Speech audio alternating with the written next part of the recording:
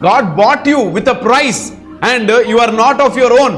మీరు మీ సొత్తు కాదు, మీరు మీ సొత్తు కాదు, దేవుడు కొనుక్కున్నాడు. మరి దేవుడు కొనుక్కున్నప్పుడు మీరు ఎలా చెప్తున్నారు, ఇది నా ఇష్టం, నాకు ఇష్టమైతే నేను ఇది చేస్తాను, నాకు ఇష్టమైతే వెళ్తాను? అసలు మనకంటూ మన మీద మనకి ఇష్టం లేదు, దేవుని చిత్తమే మన మీద జరగాలి. అందుకని యేసు ప్రభు కూడా ప్రార్థన చేసినప్పుడు ఏమని ప్రార్థన చేస్తారు, అసలు ఆ సిలువ, ఆ యొక్క మరణము, ఆయనకు తెలుసు, చాలా కష్టం. But you know what he prays, if it is your will, okay, let this cup go from me, otherwise let thine will be done.